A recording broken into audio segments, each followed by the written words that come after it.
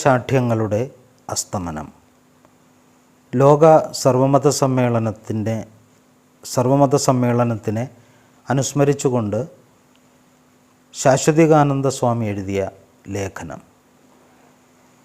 പുതിയൊരു ദാർശനിക വിപ്ലവത്തിൻ്റെ തുടക്കം കുറിച്ച മഹാസംഭവമായിരുന്നു ഗുരുവിൻ്റെ ദിവ്യമായ സാന്നിധ്യത്തിൽ ആലുവയിൽ നടന്ന സർവമത സമ്മേളനം.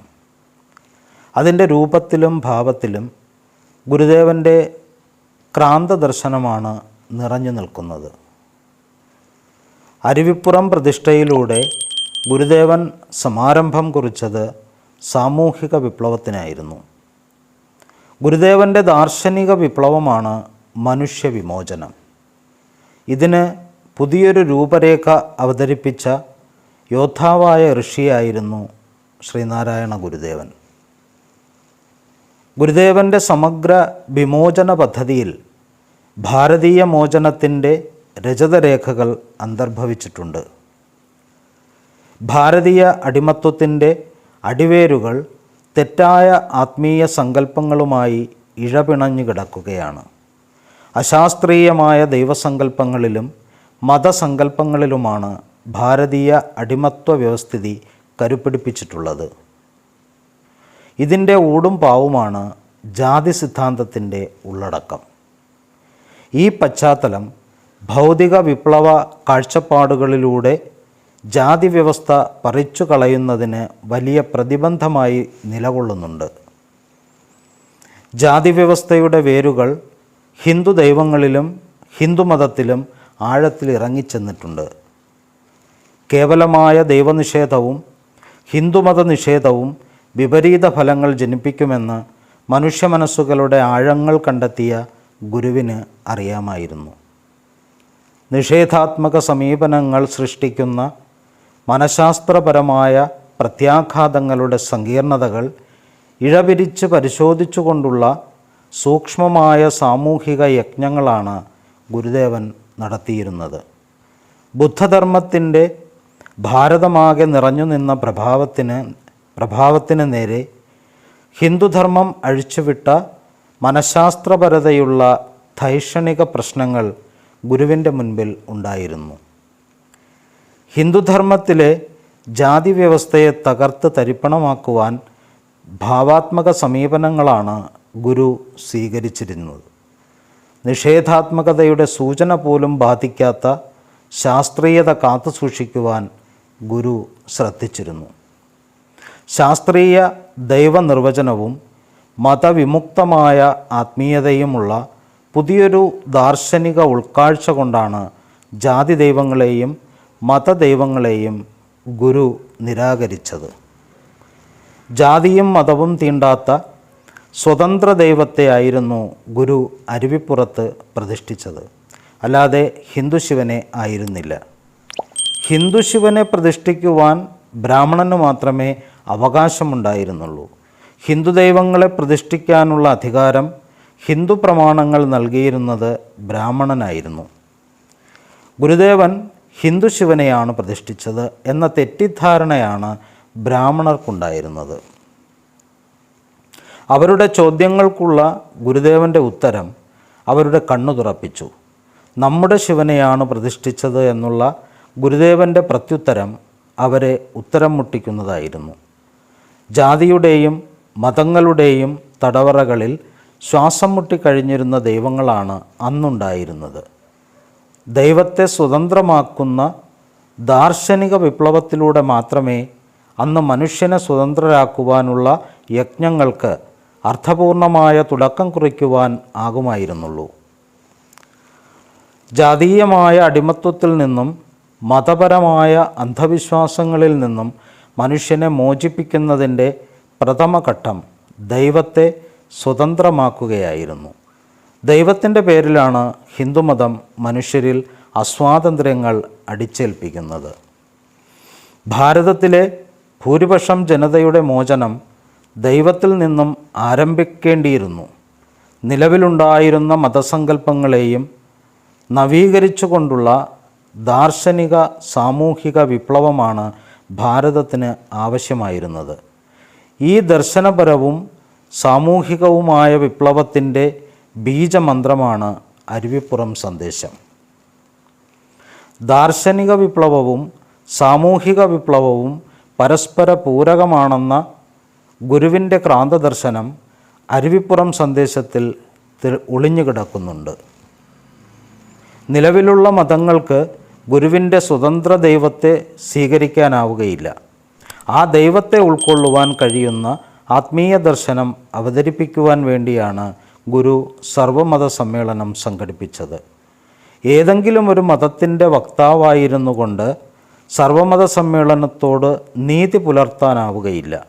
സ്വന്തം മതം പോലെ മറ്റു മതങ്ങളെ കാണുവാനും സ്വീകരിക്കുവാനുമുള്ള പ്രായോഗികമായ വിശാലത മതങ്ങൾക്ക് അന്യമാണ്. നിലവിലുള്ള അനുയായികളെ കൊണ്ട് മാത്രം തൃപ്തി അടയുവാൻ ഒരു മതവും സന്നദ്ധമാവുകയില്ല.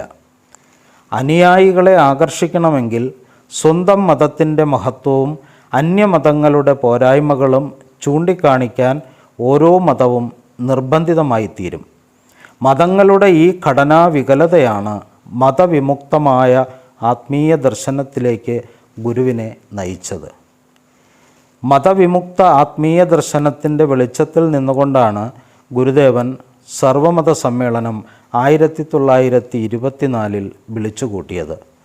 മതങ്ങൾ ഒന്നിച്ചിരുന്ന് സംവാദം നടത്തുമ്പോൾ എല്ലാ മതങ്ങളുടെയും ലക്ഷ്യമായ ആത്മീയത വെളിപ്പെട്ട് കിട്ടും.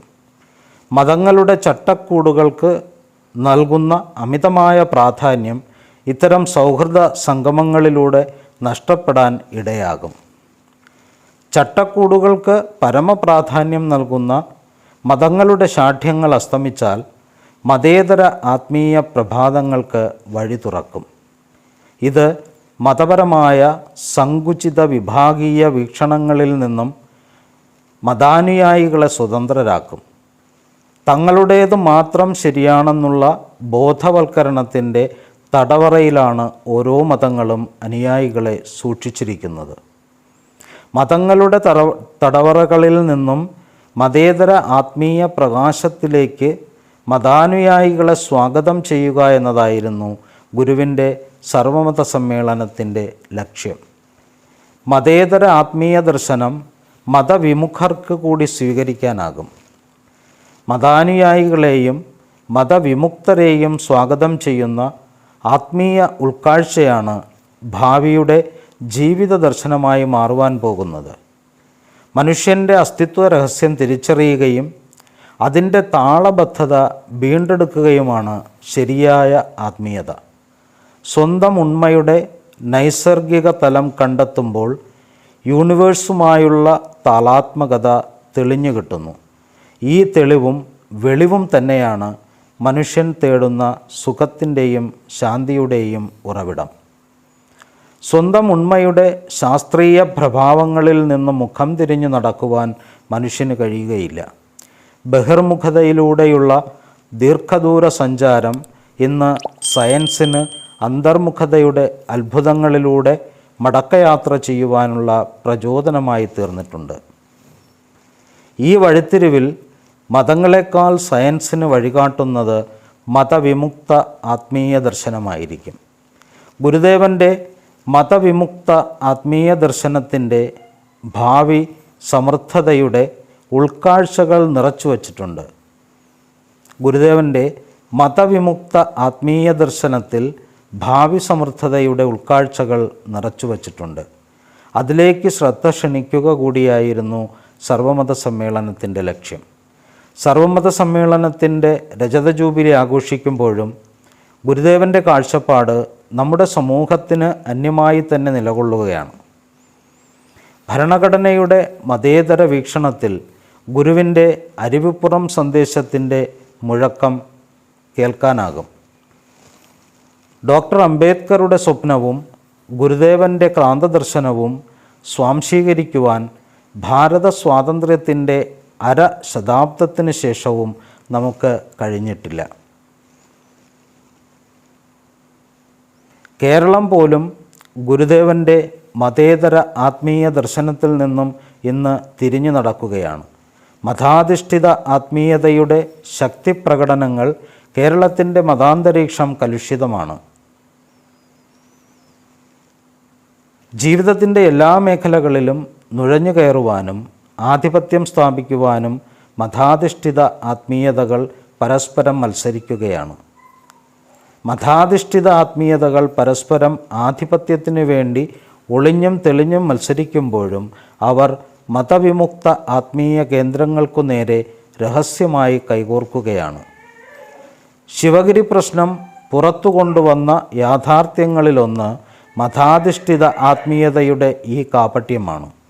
മതമൗലികവാദികളും മതപരിവർത്തന ശക്തികളും അവരുടെ നിക്ഷിപ്ത രാഷ്ട്രീയങ്ങൾക്ക് വേണ്ടി എത്ര തന്നെ ഒളിച്ചുകളി നടത്തിയാലും മാറുന്ന സാമൂഹിക രാഷ്ട്രീയ സമസ്യകൾ അവരെ ഒന്നിച്ചു നിൽക്കാൻ അനുവദിക്കുകയില്ല. ഇവരുടെ ഘടനയിലും ശൈലിയിലും സഹജമായി നിൽക്കുന്ന വൈരുദ്ധ്യങ്ങൾ പൊരുതി നശിക്കുവാൻ വേണ്ടി ഇവരെ പരസ്പരം പ്രേരിപ്പിക്കുകയാണ്. ഇവരുടെ തന്നെ ആത്മരക്ഷയ്ക്ക് വേണ്ടി ഇവർ ഗുരുദേവൻ്റെ മതേതരാത്മീയ ദർശനത്തിലേക്ക് മടങ്ങി സഞ്ചരിക്കേണ്ടിയിരിക്കുന്നു. ഇതാണ് സമകാലീന സംഭവങ്ങൾ നൽകുന്ന അവഗണിക്കാനാകാത്ത താക്കീതുകൾ. ഈ ചുവരെഴുത്ത് വായിക്കുന്നവർക്ക് ഗുരുദേവൻ്റെ സർവമത സമ്മേളനത്തിൻ്റെ വളരുന്ന പ്രാധാന്യം ഗ്രഹിക്കാനാകും. ആലുവ ലോക സർവമത സമ്മേളനത്തെ അനുസ്മരിച്ചുകൊണ്ട് ശാശ്വതികാനന്ദ സ്വാമി എഴുതിയ ലേഖനമാണ് ഞാനിവിടെ വായിച്ചത്. നന്ദി.